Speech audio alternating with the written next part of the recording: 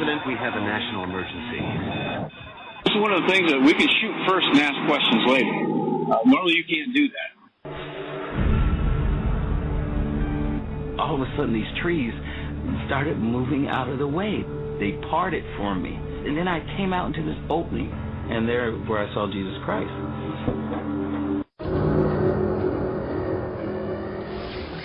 Back in 1927, an American socialist, Norman Thomas, 6 times candidate for president on the Socialist Party ticket, said the American people would never vote for socialism. But he said under the name of liberalism, the American people will adopt every fragment of the socialist program. He is more imminent. James Madison, in 1788, speaking to the Virginia Convention, said, "Since the general civilization of mankind, I believe there are more instances of the abridgment of the freedom of the people by gradual and silent encroachment of those in power than by violent and sudden usurpations." When men were free. Broadcasting live from a secret location buried deep below the earth, you're about to make a connection to the signs of the times. W. Dean Shook is live on the air right now.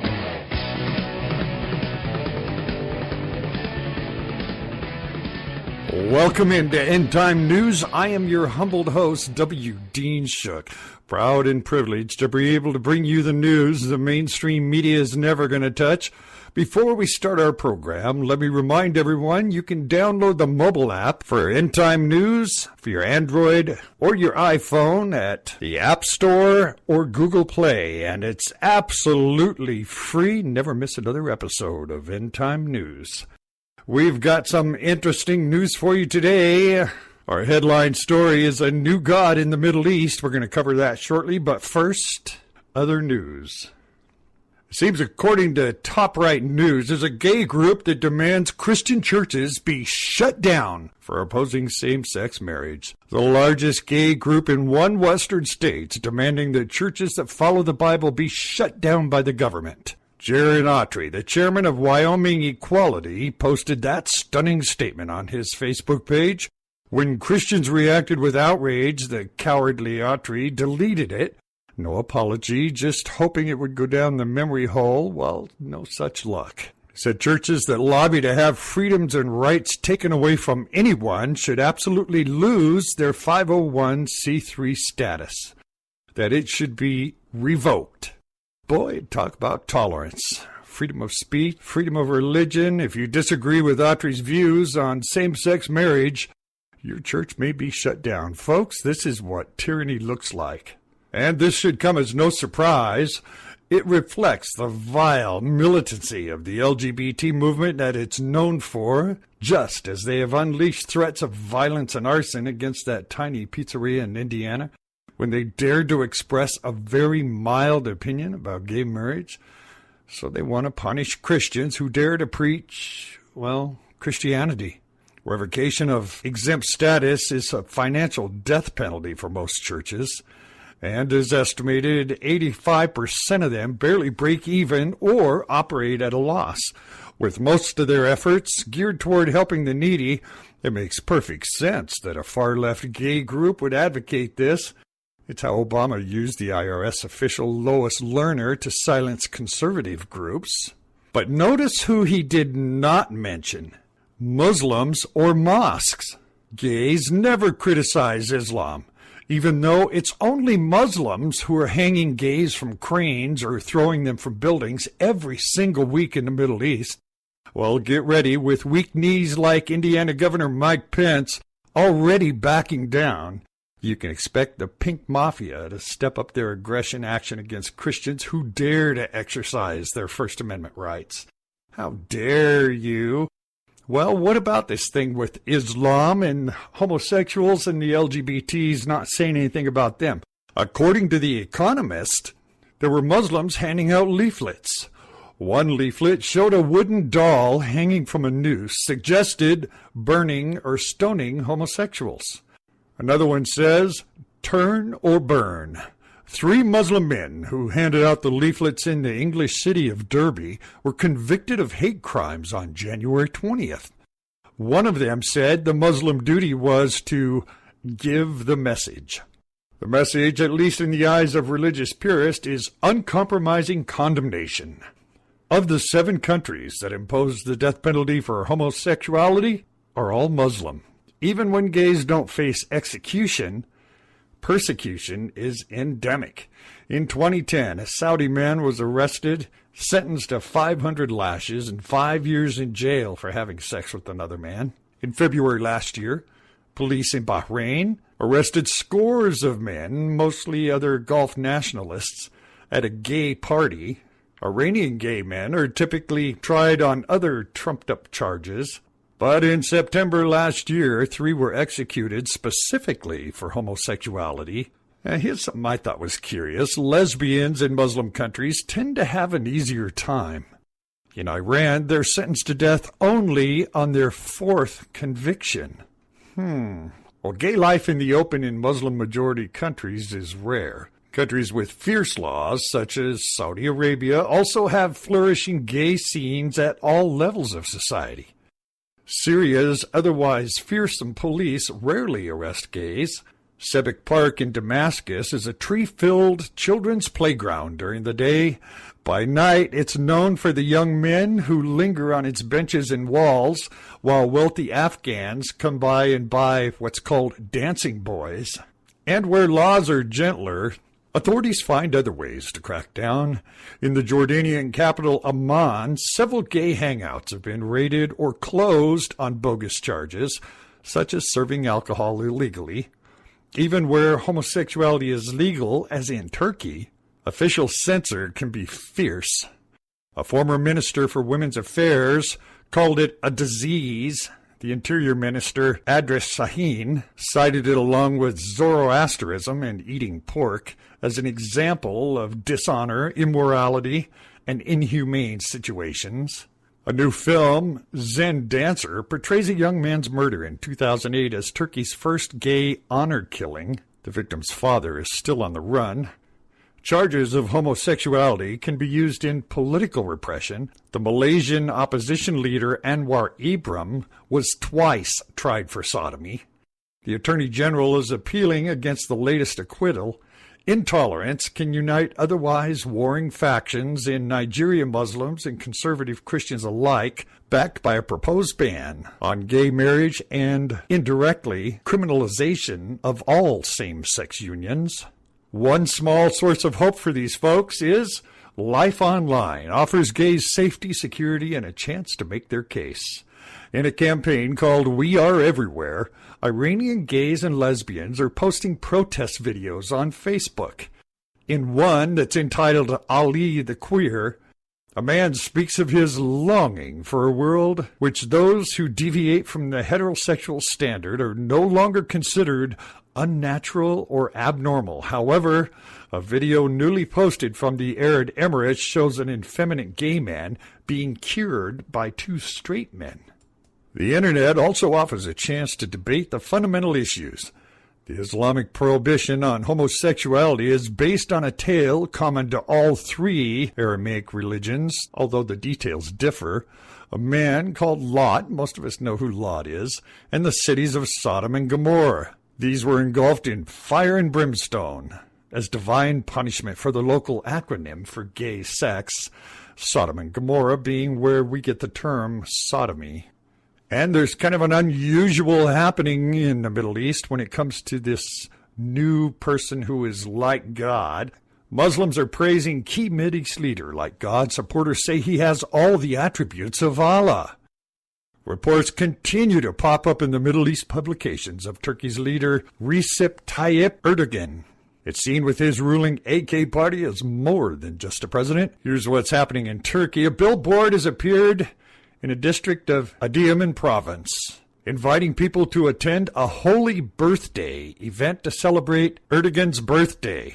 The negative reaction this billboard received on social media stems from the fact that such an event usually held to celebrate the birth of the Prophet Muhammad. The billboard was an invitation to a program of unity and togetherness organized on the occasion of the birthday of our president. No government officials or supporters have objected to the billboard or its statements. Last year, during a political rally, a woman fainted. Erdogan, gestured to the crowd to carry the woman up to the platform, where he touched her, causing her to shake out of her spell, shouting Allah Akbar. The headline read, "Prime Minister heals a sick woman on the campaign trail." A March 30th article for Al Monitor by columnist Mustafa Akol notes the devotion to Erdogan, or Erdoganism, is morphing into an ideology unto itself, delusioning veterans of Turkey's Islamist movement. Pro-Erdogan propaganda, to which most half the Turkish media is now fully devoted, have taken the shape of a cult of a personality, which is also not a typical Islamist phenomenon. A recent book, Recep Erdogan, the Son of the Age, proudly refers to him as an idol of our youth, which would sound bizarre, if not heretical, to the average Islamist. 2011, a AKP deputy declared, even touching Erdogan is a form of worship, and in 2014, another deputy proclaimed, Erdogan carries all the attributes of Allah in himself. Such views, heretical from a traditional Islamic perspective, were criticized and ridiculed by Erdogan's opponents. But he conspicuously said nothing. Joel Richardson, author of The Islamic Antichrist and director of the film End Time Witness, does not believe Erdogan is the Antichrist, but he has been warning for years that something is going on in Turkey worth watching. That this country of 78 million and home to the region's largest army could ultimately be as dangerous as ISIS or even Iran. In short, it's fertile ground for an Antichrist figure to rise up and lead a large portion of the world's 1.5 million Muslims. It should be remembered that the death toll caused by ISIS, which has shocked the world with its brutality toward Christians and other religious minorities, is still minuscule compared to the genocidal feats of the Ottoman Empire, which slaughtered 1.5 million American Christians and another million or so Greek Orthodox. Richardson made the statement that Erdogan, we have the modern-day Adolf Hitler of the Middle East emerging right before our eyes. He is a dictator of the worst stripe, in a nation where nationalism is a religion, and that celebrates excessive, exalted leadership like their sultans in the past. It's nearly impossible for most Americans to grasp the degree of nationalism that exists in Turkey. Not only is Erdogan the embodiment of Turkey's success over the past decade, more importantly, he is the embodiment of Turkey's future aspirations, specifically at a time when many Muslims believe Islam is rising up to take its rightful place in the world. Some Christian prophecy watchers believe Erdogan is essentially claiming to be God by not rebuking those who have anointed him with such a lofty status. In the years ahead, the world must keep its eyes on the profoundly dangerous combination of Islamism and Messianic nationalism that's risen in Turkey. Never before have we seen a moment where so many dangerous trends are all emerging at the same time. And on a similar note, Sky News is reporting the apocalyptic prophecy is fueling the Islamic State militants more than 1,300 years ago. The foretelling of an apocalyptic battle in a Syrian town has become a driving force for ISIS. Peter Kassig, also known as Abdur Rahman, was murdered. His head later displayed in a video that also shows the slaughter of captured Syrian soldier and a speech from a British-sounding Islamic State militant dubbed Jihadi John. The militant says the killing took place in the town of Dabiq, adding, "Here we are burying the first American crusader in Dabiq, eagerly awaiting the remainder of your armies to arrive." The line is a reference to an ancient prophecy that an infidel horde would stage a monumental battle with an Islamic army in this Syrian town. The Sunni Muslim tale dates back more than 1,300 years. It tells of the horde flying 80 banners before an Islamic triumph that triggers the end of days. It's become a fundamental part of the philosophy behind the Islamic State, which captured Dabiq in August. The town's symbolic significance far outweighs its relatively minor strategic importance to the group, compared with cities in control such as Raqqa in Syria and Mosul in Iraq. And as the militants come under heavy bombardment from the air by the U.S. and allies seeking to halt their march, Dabiq has increasingly become a rallying call. Shadi Hamid, a fellow at the Brookings Institute, said it raises morale. It's fair to assume the vast majority of ISIS fighters believe this type of talk. The prophecy itself was made by the Prophet Muhammad, according to his companion. The prophecy has been passed down in different versions, but in all cases, it features a great battle between a Muslim army and the forces of non-believers. Islamic State supporters have been interpreting a series of recent events as further evidence of this truth. The U.S.-led coalition members now number more than 60 countries, with many watching closely in anticipation of when the prophecy's 80 banners are reached. One Twitter user in Tunisia wrote, "The Lions of Islam have raised the banner of the Caliphate in Dabiq. Now they await the arrival of the Crusader army."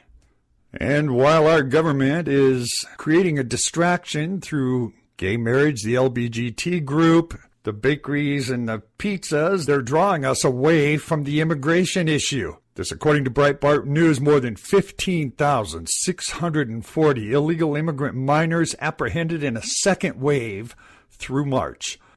They were illegally entering the U.S. from October 1st, 2014 through March 31st, according to government figures. The new data shows an increase of 3,138 unaccompanied minors over previous totals in February of 12,509 unaccompanied minors.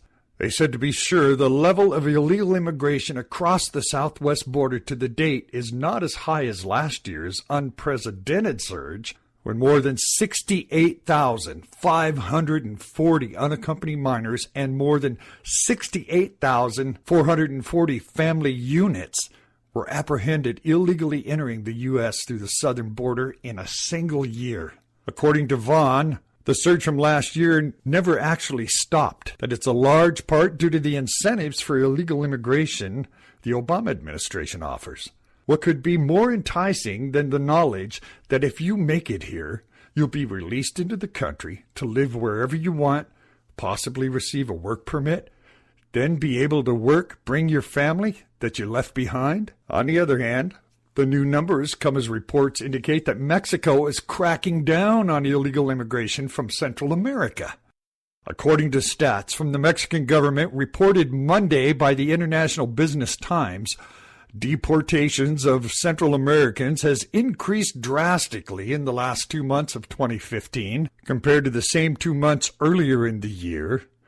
In the first 2 months of 2015, more than 25,000 Central Americans were deported from Mexico, nearly twice the level it deported in the first 2 months of 2014.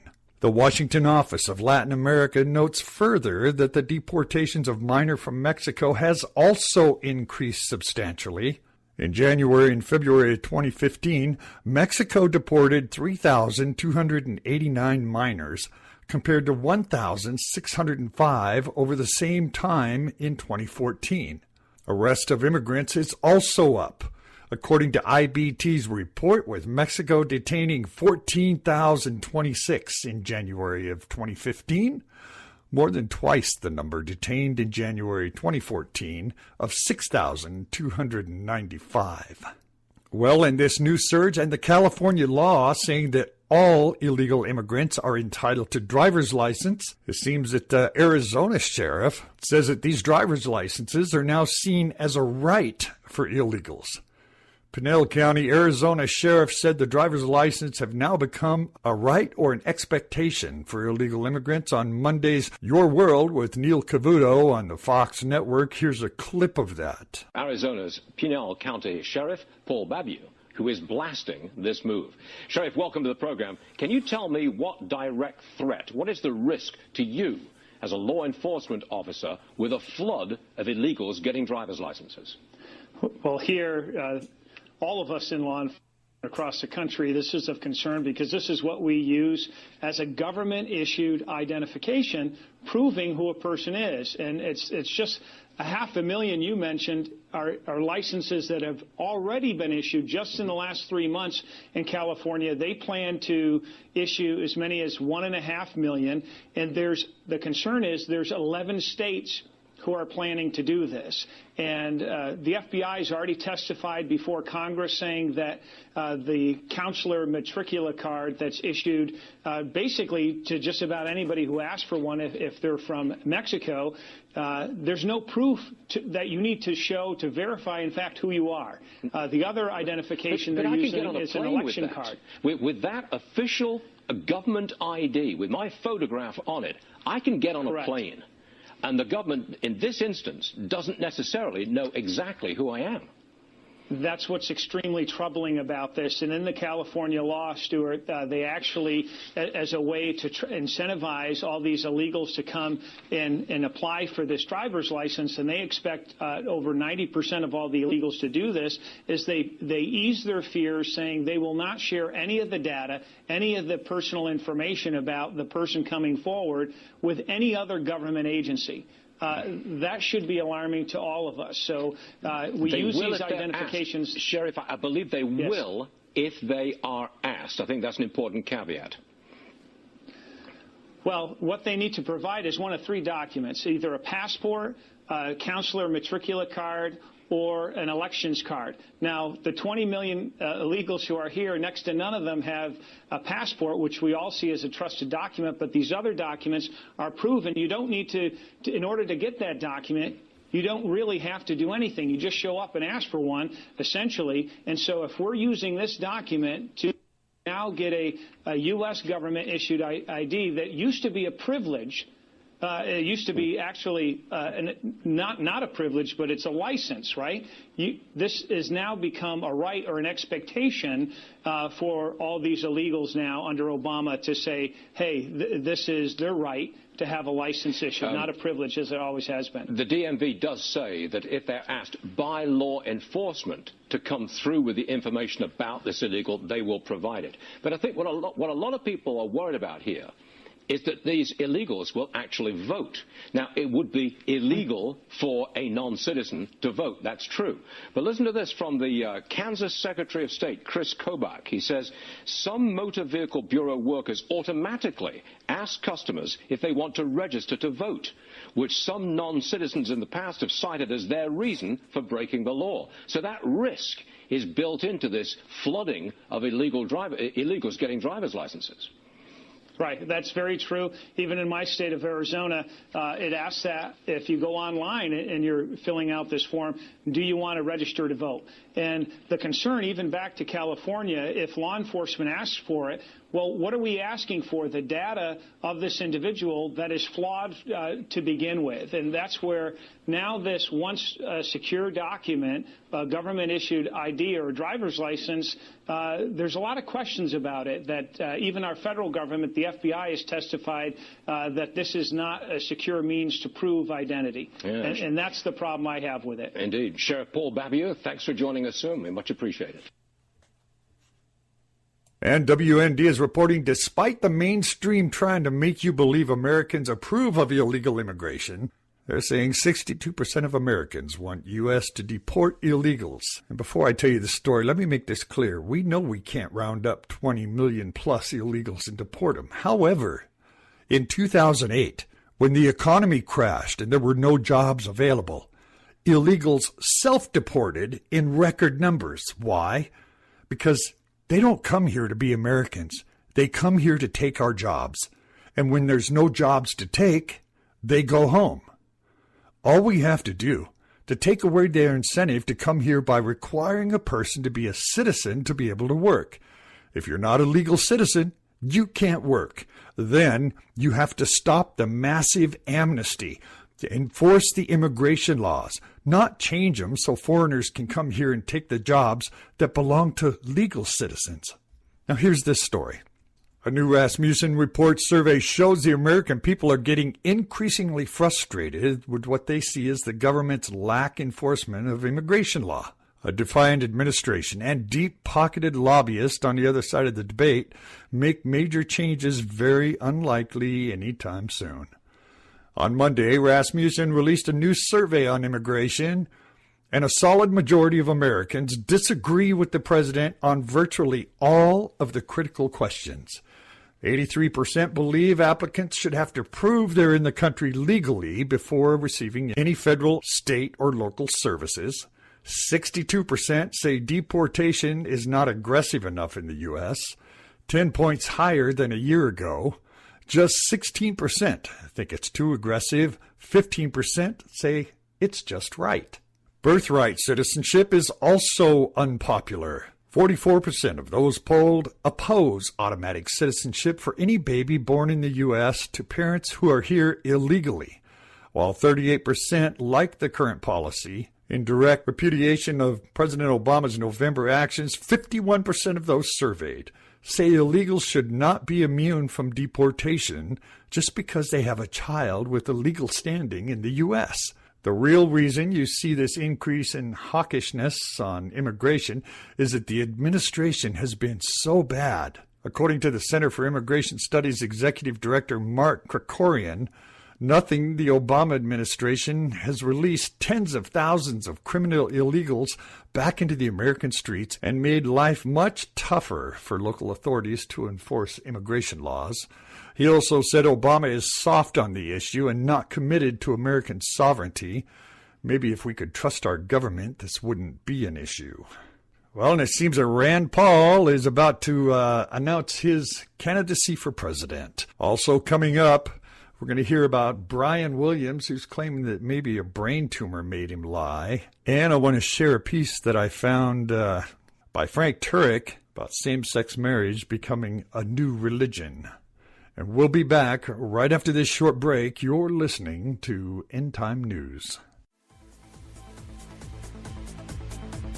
Hi, folks. Have you noticed the federal government and police departments are using drones for everything? Drones are expensive. They're hard to fly. It can take up to a week just to learn to make a drone hover. Not anymore. There's a new generation of drones that are not only affordable, but very easy to fly. Now, you can have your own personal drone, anything from a micro mini that'll fit in the palm of your hand, right up to a full-scale model, 10 inches in diameter like the model I have, the V949 Pro. Comes with a 6-axis 4-rotor blade and an HD 2.4 camera mounted on the bottom. These drones are made of a space-age polymer. They're durable, and don't worry about crashing your drone. Replacement blades for this drone from the website are only $1.80 for a pack of 4. That's right, I said $1.80 for a pack of 4 replacement blades. You can also get an extra long life battery. This battery allows you up to a half-hour of flight time with a maximum speed of 40 miles an hour.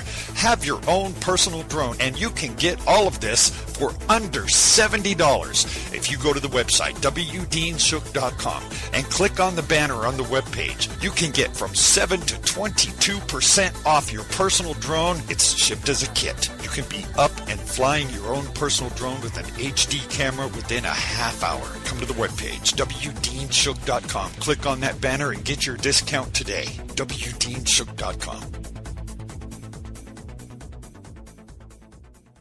We are living in unprecedented times. Constant wars worldwide. Nation against nation. Kingdom against kingdom. They're genetically modifying our food. Increased violence as the heart of man grows cold. Ever-increasingly tyrannical governments around the world. Stay connected. End Time Prophecy News with W. Dean Shook, your connection to the signs of the times.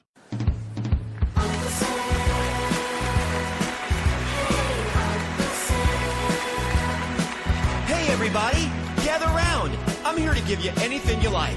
You want free college, energy, mortgages, whatever you like. You have come to the right place. Why? I'll tell you why. Who can take your money? Who can take your money? With a twinkle in their eye. A twinkle in their eye. Take it all away and give it to some other guy. The government. The government. The government can. The government can. And who can tax the sunrise? Who can tax the sunrise? Who can tax the trees? Who can tax the trees? Let you run a business and collect up all the fees. The government. The government can. The government can. And the government can, cause they mix it up with lies and make it all taste good. Make it all taste good. The government takes everything we make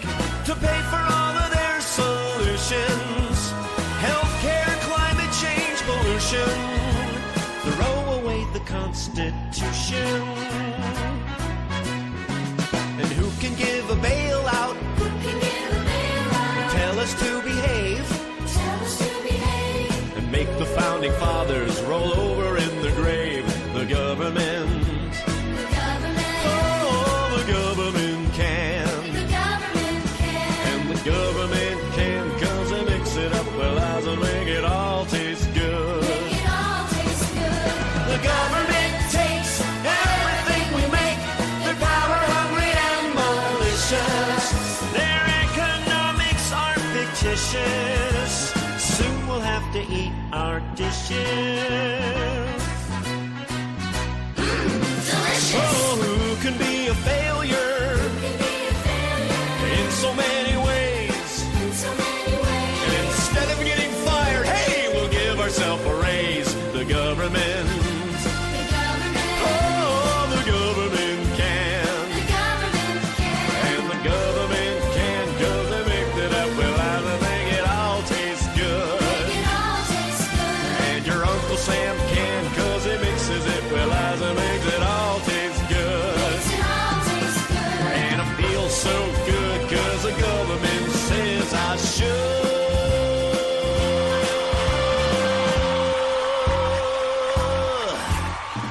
Do you think the media is biased? Maybe they're leaving something out, or there's something they're not telling you. Now, you have a source for the truth in the news. W. Dean Shook, End Time News. Your connection to the signs of the times. And Rand Paul is announcing his candidacy, and we're going to be fair. We gave Ted Cruz a little coverage. We're going to give Rand Paul a little coverage here, too. He's claiming he's a new kind of Republican, Senator Rand Paul from Kentucky. He's often been in conflict with his own party as well as Democrats. On Tuesday, set to announce his candidacy for president, portraying himself as a new kind of Republican. While he bills himself as a conservative realist, he still tries to wear the mantle of the Republicans most reluctant to take the country into war. CNN quoted Rand Paul from months ago saying, "I can tell you there will be one loud voice in our party saying, think of the unintended consequences. Think about what we're going to accomplish, whether it will work before we go to war. I promise you that will always be something I'll take very, very seriously." CNN said the cautious foreign policy dance has drawn criticism from his father's supporters, who say Paul has become too moderate, and from hawkish Republicans who fear he won't go far enough as commander-in-chief to tackle problems overseas. Democrats and Republicans, meanwhile, have accused him of flip-flopping and pandering to donors. He's the son of retired Republican Representative Ron Paul, a three-time presidential candidate from whom he splits on some issues, particularly foreign policy, where the elder Paul leans more libertarian. Associated Press reported Rand Paul's goal of turning America to the principles of liberty and limited government.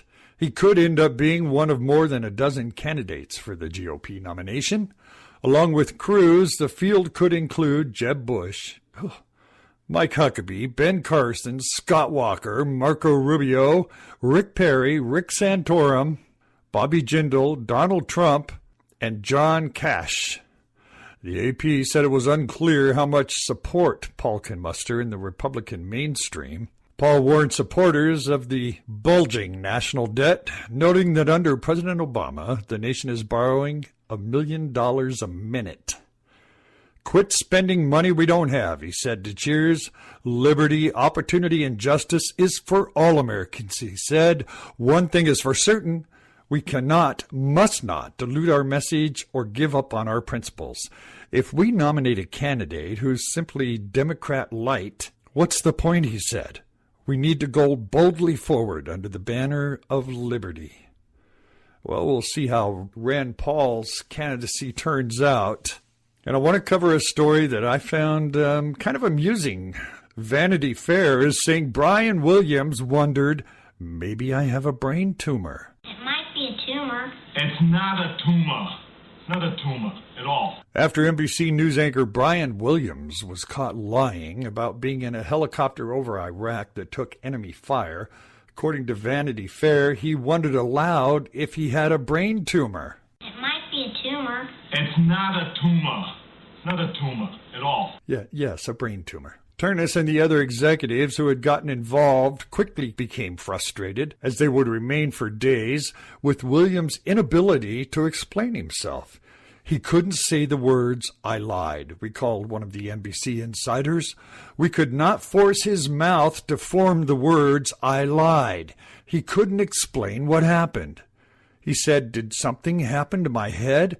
Maybe I have a brain tumor or something in my head." He just didn't know. He had no clear sense of what had happened. They say we got the best apology we could possibly get. Williams is currently on a 6-month suspension. Whether he will return to the anchor chair afterwards is still up in the air. Vanity Fair also claims that NBC's ongoing Williams investigation has discovered even more fabrications, and that CNN would like to hire Williams to replace Piers Morgan. That might be a good replacement. And I'd like to share this piece by Frank Turek, who says that same-sex marriage is becoming an established religion. The Bill of Rights guarantees America the free exercise of religion without forbidding Congress from establishing a single religion. But the media and courts seem to be establishing a new religion nonetheless. Same-sex marriage. SSM is the new official religion, which means it must be a religion of the sword. Exhibit A. The controversy in Indiana. A determined and vocal minority from the religion of SSM is bullying and getting cut down traditionalists who need a law that would allow them to be left alone. This clash of orthodoxies has opposing values, with moralists on both sides demanding their rights. Rather than preserving the free exercise of competing religious claims, however, one is becoming established at the expense of the other. But the two views are hardly parallel. One requires compulsion, the other one doesn't. One side says, everyone must celebrate my same-sex marriage, which is a moral claim. The other side says, God is my conscience, prevents me from doing so, also a moral claim. Can anyone see a middle ground here?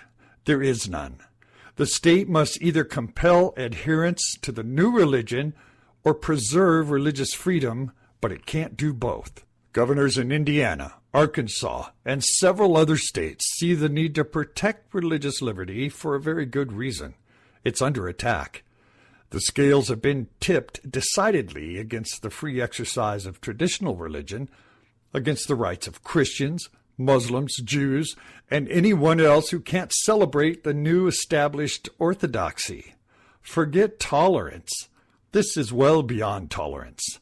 Now, if you don't agree to celebrate same-sex marriage, the establishment religion will commence an inquisition and, without trial, punish you for heresy. That's why this legislation is necessary.